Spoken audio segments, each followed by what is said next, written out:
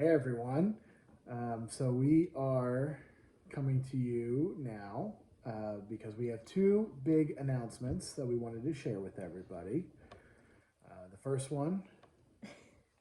First one, I guess I can't hide anymore. Can't blame this on tacos much longer. We are due with another little girl in mid-October. Um, yeah, so the fifth and final addition to the farm. That's the plan anyway. That's the plan. Best laid plans. The second announcement impacts you guys a little bit more. So the second announcement is that we are moving. We are moving the farm and the business, the animals, everybody to North Central Kentucky. We are closing at the end of August on 87 acres. There's a creek, there's some ponds, some woods, some hills. It's kind of got everything. Lots of pastures for lots of animals. Yeah, so that's a big change for everybody, and I know that that's gonna come maybe as a shock to you guys, and I'm sure there's going to be plenty of you who are excited for us, but also sad and disappointed, and maybe even a little bit concerned or worried about their food supply. So we wanted to kind of do a video so that we could talk to you guys. I know for me personally, for a lot of you guys, we met in person at these farmers markets. We developed a relationship and we talked. And for me, the hardest part about this move is saying goodbye to all of you guys, because you guys have kind of been a family. Been a family to us, and you've seen everything. You've seen us have our babies. You've seen the ups and the downs. You've been so supportive through it all. And so while this is really exciting and a really fun time for us, it's bittersweet. Doesn't even begin to describe it. So we have some plans for the business, for you guys. We're not going to leave you guys hanging or leave you in the lurch, and we'll talk about that in a little bit. We did want to, kind of brighten it up a little bit and I guess talk a little bit about the reason that we're moving, and the property. And, my family's out in Kentucky, so we're going to be, my family's in Ohio. So it's going to be a couple of hours drive from our new place to them. But those states are like this big, so it doesn't take very long to get to one of the other. Yeah. Which I'm experiencing or learning. Yeah. Born and raised here in California, it takes a while to get to another state, but out there it's only just a couple hours, and you can be in like 6 different states. Yeah. Yeah, so they'll be close. I have nieces and nephews, Ella and Emma's cousins, that are closer in age to them, and they'll get to see them more. They've only seen them literally. Emma hasn't seen anybody, so this will be really fun.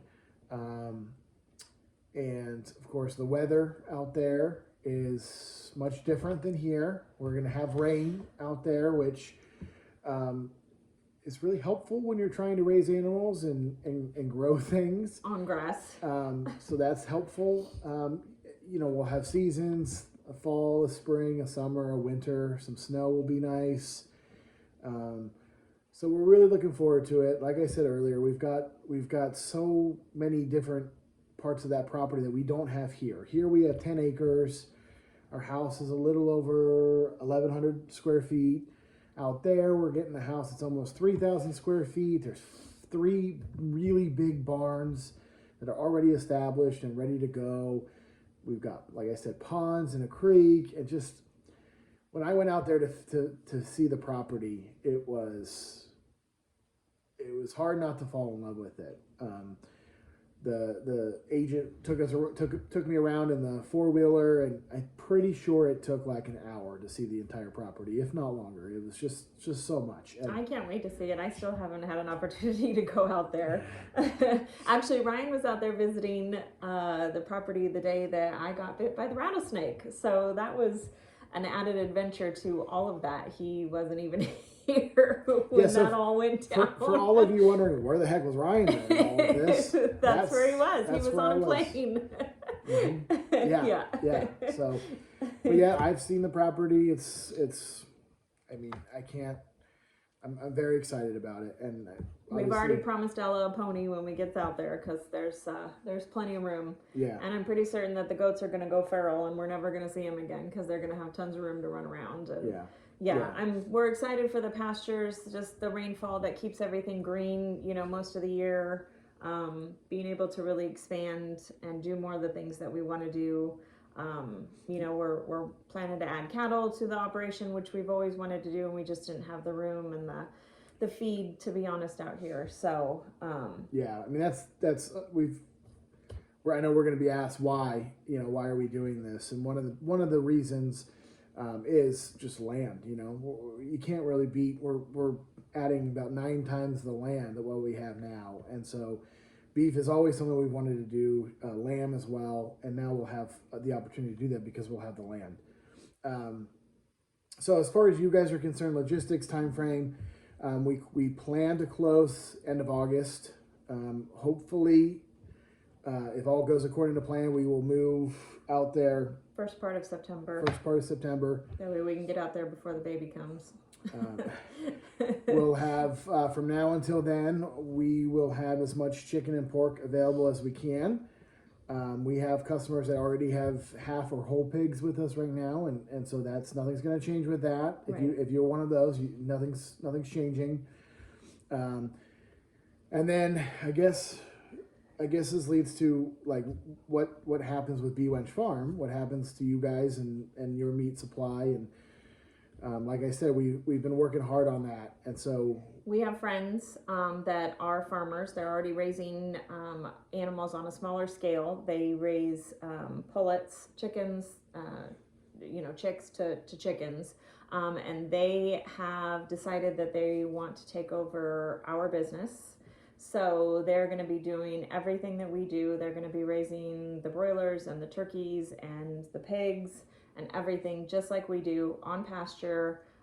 They're going to use the same feed, no corn, no soy. They're going to do deliveries like we do. They're talking about coming back to some of the farmers markets that we do. They're a great family. We actually met them through a birthing class when I was pregnant with Ella. Their oldest son is the same age as Ella, and they have an adorable little baby girl.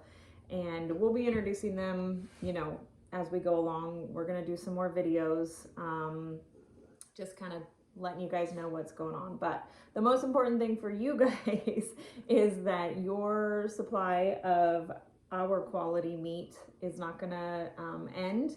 It's not going to change. They're getting animals on their farm right now. They're going to call, get everything scheduled, and they will have virtually the same offerings that we've always had for you guys. Right. So, and when she says the same stuff, I mean, they're going to use the same company for feed that we use. They're going to go to the same hatchery to get the same chicks that we use. They're going to process the birds on their own, just like we do, which I know is a big deal for a lot of you, and just another reason why you buy from us. So we really hope that the transition from us to them is not going to be difficult. Obviously, there'll be some changes, but hopefully you guys won't notice any change as far as the quality of your food and all of that. So yeah, we're excited that we were able to find them. I know we've been friends with them, but that they were willing to do this, because we really truly believe that the best thing for our customers is to leave you guys in their hands, and we have all the confidence in the world in them. So hopefully you guys will as well, and like she said, we'll transition and introduce them, and we'll try to do this as easily as possible for everyone. Right. So as far as transitioning and getting you guys information, obviously the emails will still come as normal. Oh, and speaking of that, we'll still be doing deliveries from now until, you know, till we get closer to moving, and we'll keep you guys apprised of when that date actually is going to be happening. But nothing is going to change as far as that goes for the time being.